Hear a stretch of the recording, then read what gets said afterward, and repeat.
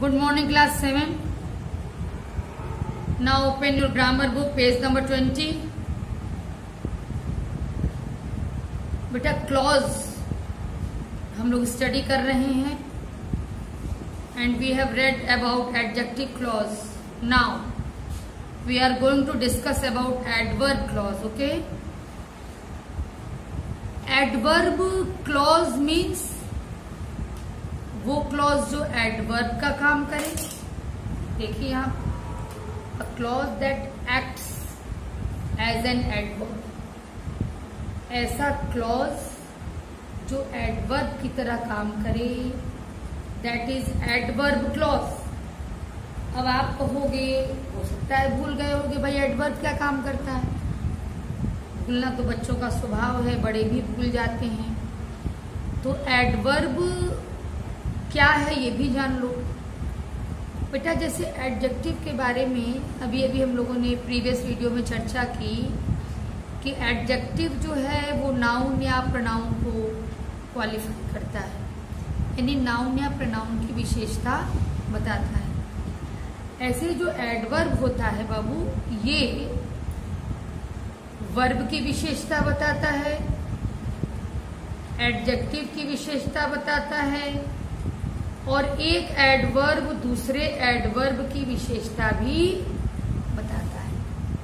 That means an adverb qualifies a verb, an adjective or another adverb. तो जो भी adverb जो भी क्लॉज ये काम करे, कौन सा काम, या तो वर्ब को क्वालिफाई करे या एडजेक्टिव को क्वालिफाई करे या किसी एडवर्ब को क्वालिफाई करे. मतलब एक एडवर्ब दूसरे एडवर्ब को क्वालिफाई कर सकता है. तो जो क्लॉज ये काम करे वो एडवर्ब क्लॉज कहलाएगा. ठीक, जैसे एग्जांपल देखिए, when he got the prize he was very pleased. वह बहुत खुश हुआ. कब खुश हुआ, क्यों खुश हुआ, इसका जवाब मिल रहा है when he got the prize. ठीक है, यानी एक तरह से बेटा ये किसका जवाब आपको मिल रहा है. वह खुश होना ये वर्ब ही समझ लीजिए. ठीक है, देखिए प्लीज यानी खुश होना, प्लीज्ड खुश हुआ या खुश था, उसके विषय में बताया जा रहा है कि जब उसको प्राइज मिला तब वो खुश हुआ. ठीक है, when he got the prize. तो एक तरह से वर्ब को क्वालिफाई किया जा रहा है. ठीक है, देखिएगा यहाँ पर फर्स्ट सेंटेंस की चर्चा हो रही है. In sentence first the expression when he got the prize has a subject he, finite verb got. तो क्लॉज तो है, ये तो आपको पता है कि जब भी किसी ग्रुप ऑफ वर्ड में सब्जेक्ट हो, वर्ब हो, तो वो क्लॉज है. और it tells the time at which he was happy. समय बता रहा है कि वो कब खुश है. So it is acting as an adverb. कब खुश है इसकी जानकारी मिल रही है. ठीक है, इसलिए ये एडवर्ब क्लॉज है. खुश होना वर्ब है अपने में, ठीक है, लेकिन कब खुश है तो आप ये भी कह सकते हो कि ये टाइम को बता रहा है, यानी एक टाइम को क्वालिफाई कर रहा है, यानी एडवर्ब ऑफ टाइम को क्वालिफाई कर रहा है. तो इसलिए एडवर्ब क्लॉज ये है, क्योंकि एक एडवर्ब दूसरे एडवर्ब को भी क्वालिफाई करता है. इस तरह से भी आप इसको एक्सप्लेन कर सकते हैं, या ऐसे भी कर सकते हैं भाई खुश होना एक वर्ब है, क्यों खुश हुआ इसका जवाब मिल रहा है, कब खुश हुआ इसका भी जवाब मिल रहा है. तो दोनों तरीके से ये एडवर्ब क्लॉज है. अब in case we miss the train we will hire a taxi. हम लोग टैक्सी हायर करेंगे, ये भी सेम केस है. हम लोग टैक्सी हायर करेंगे, हायर करना किराए पर लेना. कब in case we miss the train, यदि हम लोग की ट्रेन छूट जाती है। ठीक है, तो जब भी कब क्यों का जवाब मिले, यानी एडवर्ब को यदि क्वालिफाई किया जा रहा है, एडवर्ब ऑफ टाइम को क्वालिफाई किया जा रहा है, एडवर्ब ऑफ प्लेस को क्वालिफाई किया जा रहा है, तो भी हमने बताया कि एक एडवर्ब दूसरे एडवर्ब को क्वालिफाई करता है। अच्छा, अब देखिए यहाँ पर हमारा मेन फोकस जो है वो क्लॉज पर है, न कि टाइप ऑफ एडवर्ब पर है। काइंड ऑफ एडवर्ब पे फोकस नहीं है मेरा, तमाम इन्होंने दिया हुआ है इसलिए कि आपको थोड़ी जानकारी, भाई भूल गए हो रिकॉल हो जाए। ठीक है, लेकिन यहाँ पर थोड़ा हम फोकस करेंगे क्लॉज पर, क्योंकि चैप्टर हमारा क्लॉज का है। एक्सरसाइज 3 पर आप आइए। Follow the example and replace the adverb phrase in italics by adverb clause. यानी आपको एग्जाम्पल उन्होंने दिया, कहा उसको फॉलो करिए। फॉलो करने का मतलब ये नहीं कि बस आंख मूंद कर आप फॉलो कर लीजिए बेटा, just try to understand. They fought, वे लड़े। ठीक है, लड़े इन अ हीरोइक मैनर, नायक की तरह। कैसे लड़े? एक नायक की तरह लड़े। They fought as if they were heroes, वे ऐसे लड़े जैसे कि वो नायक हों। अब ध्यान दीजिएगा, इन अ हीरोइक मैनर ये फ्रेज था क्योंकि इसका अपना सब्जेक्ट अपना वर्ब नहीं था। As if they were heroes, देखिए ये अपना सब्जेक्ट भी है अपना वर्ब भी है, यानी ये क्लॉज हो गया। हमें क्या करना है? सेंटेंसेस जो दिए हुए हैं एडवर्ब फ्रेज को हटाना है, एडवर्ब क्लॉज को लाना है। देखिए जैसे क्या है, in spite of being very beautiful she is not proud. बहुत सुंदर होने के बावजूद भी उसे घमंड नहीं है या वह घमंडी नहीं है। जी इटैलिक्स में दिया हुआ है एडवर्ब फ्रेज, क्या इसका मीनिंग निकल रहा है? बहुत सुंदर होने के बावजूद भी। ठीक है, तो बहुत सुंदर होने के बावजूद भी मीनिंगफुल तो है, लेकिन कंप्लीट सेंस इसका नहीं निकल रहा है। ठीक है, तो इसको फ्रेज कहे, इसको हम क्लॉज कैसे बनाएं? इसकी जगह कुछ ऐसा रखना पड़ेगा कि जिसका अपना वर्ब हो और अपना सब्जेक्ट। तो क्या कहेंगे हम, कैसे कहें? तो हम कह सकते हैं although he is very beautiful, she होना चाहिए, although she is very beautiful, यद्यपि वो बहुत सुंदर है। Although she is very beautiful, यद्यपि वह बहुत सुंदर है। शी इज नॉट प्राउड, घमंडी नहीं। तो जब हम ये कहेंगे कि although she is very beautiful, तो शी सब्जेक्ट आ गया, इज वर्ब आ गया। ठीक है, तो फ्रेज बन, सॉरी क्लॉज बन गया। एट सनसेट दे रिटर्न होम, सूर्यास्त पर, यानी जब सूर्यास्त हुआ दे रिटर्न होम, वो घर लौटे। सूर्यास्त हो जाने पर घर लौटे हैं। ठीक है, एट सनसेट फ्रेज है, क्लॉज बनाना है। कैसे बनाएं? They return home after the sun sets, sun को अलग करिए, सेट्स को अलग करिए। जब सूरज सेट्स बल्कि मत करिए, आफ्टर दी सन सेट कर दीजिए, जब सूरज अस्त हो गया। वे लौटे जब सूरज अस्त हो गया, आफ्टर द सन सेट्स। तो जब हम कहेंगे आफ्टर द सन सेट्स, जरा ध्यान दे दीजिए, ऐसे सॉल्यूशन जाएगा लेकिन आप पहले जरा सीख लीजिए। आफ्टर द सन सेट्स, अलग अलग काम, ये सब्जेक्ट हो गया और ये हो गया verb. After the sun sets, जब इनके पास अपना सब्जेक्ट और अपना वर्ब हो गया तो ये बन गए क्या? क्लॉज। यही क्लॉज बनाना है। ठीक है, he could not appear for his exams because of his sickness. वह एग्जाम में अपीयर नहीं हो सका बीमारी के कारण। तो बीमारी के कारण इतनी बातें यदि हम बोल रहे हैं तुमसे, तो बीमारी कारण मीनिंगफुल तो है लेकिन कंप्लीट सेंस नहीं है। तो कैसे इसको कर दें कि ये क्लॉज बन जाए? तो हम कर दें because he was sick, because he was sick, क्योंकि वह बीमार था। यदि हम ऐसे कर दें बिकॉज ही वॉज सिक, तो ये क्लॉज हमारा बन जाएगा। ठीक है। The doctor answered our queries in a patient manner. Doctor ने बड़े धैर्यपूर्ण तरीके से हमारे जिज्ञासाओं का जवाब दिया या हमारे प्रश्नों का जवाब दिया। तो the doctor answered our queries as if he was very patient. इस तरह से दिया मानो वो बहुत ही धैर्यवान हो। तो जब हमने बनाया as if he was very patient, he subject भी आ गया, वॉज वर्ब भी आ गया। ठीक है।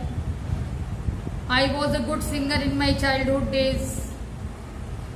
मैं एक अच्छा गायक था इन माई चाइल्डहुड डेज, अपने बचपन के दिनों में। यदि हम केवल तुमसे कहते बेटा ध्यान दीजिए प्लीज, यदि मैं कहूं इन माई चाइल्डहुड डेज, बचपन के दिनों में, तो क्या मतलब इसका हुआ? बचपन के दिनों में मीनिंगफुल तो है लेकिन कंप्लीट मीनिंग तो नहीं निकल रही है। तो यदि हम इसको इस तरह से कर दें कि when I was a child, जब मैं एक बच्चा था, आई सब्जेक्ट हो जाएगा, वॉज वर्ब हो जाएगा, क्लॉज बन जाएगा। ठीक है। इस तरीके से इस एक्सरसाइज को सॉल्व करना है। अब आप आगे आइए, समझिए आगे क्या करना है। एक्सरसाइज 4 क्या है देखिए। इसमें जस्ट अपोजिट वर्क आपको करना है एक्सरसाइज 4 में। ठीक है। ये आपका एक्सरसाइज 4 है। जस्ट अपोजिट का क्या मतलब है देखिए। अभी आप फ्रेज की जगह क्लॉज ले आ रहे थे, अब क्लॉज की जगह फ्रेज लाना है। यही उल्टा काम करना है। इससे कुछ आइडिया लगी होगी। फ्रेज क्या है तो क्लॉज क्या बना। अब इसकी भी हेल्प ले सकते हैं क्लॉज से फ्रेज बनाने में। जैसे देखिए है, after my mother had clean the house. जब मेरी माँ ने घर साफ कर लिया। ये क्या है बेटा? ये पूरा का पूरा क्लॉज है। इसमें वर्ब भी है, सॉरी ये वर्ब भी है, इसमें सब्जेक्ट भी है। सब्जेक्ट और वर्ब दोनों है बेटा।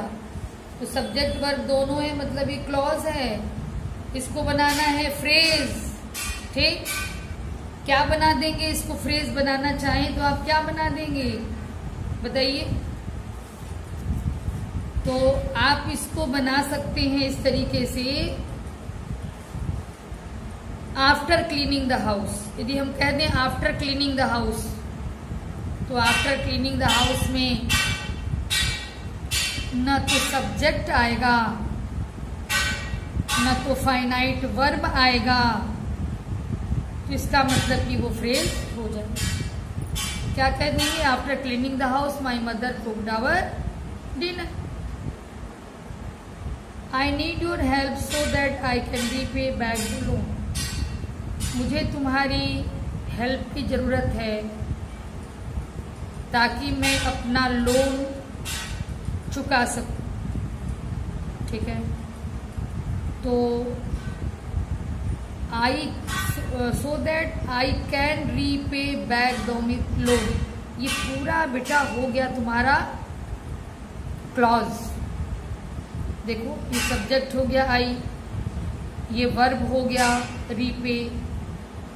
अब इसकी जगह हमें लाना है फ्रेज। बहुत ईजी है। I need your help to repay back the loan.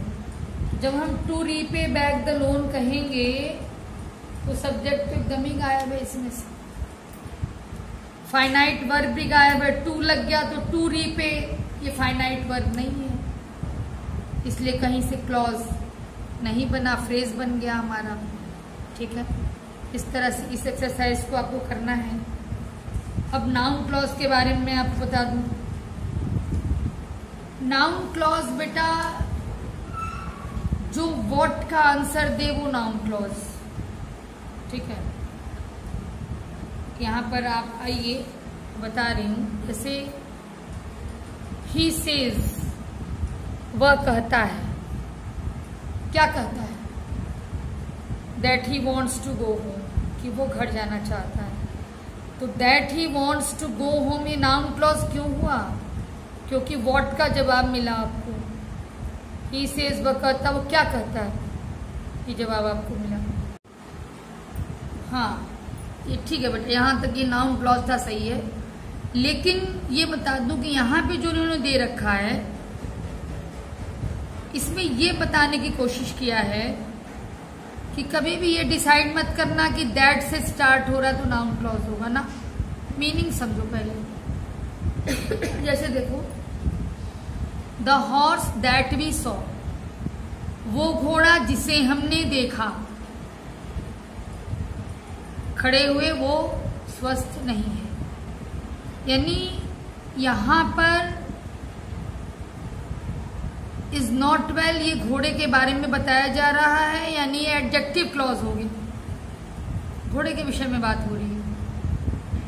तो इन्होंने यहाँ पे ये समझाने की यहाँ पे कोशिश की कि कभी दैट देख के ये मत डिसाइड कर देना कि दैट के बाद नाउन ही क्लॉज होगा। प्राय होता है, लेकिन हमेशा ऐसा हो जरूरी नहीं है। दैट के बाद आने वाला क्लॉज भी noun clause, adjective clause, adverb clause कुछ भी हो सकता है, ठीक है। अब ये आइए एक्सरसाइज 1, इसमें ये रूल फॉलो करिएगा कि जो व्हाट का आंसर दे वो नाउन क्लॉज है। You should thank your parents that they have given you a good life. भाई आपको अपने पेरेंट्स का धन्यवाद करना चाहिए कि उन्होंने आपको एक अच्छा जीवन दिया, ठीक है। इसमें दैट के बाद नाउन क्लॉज है।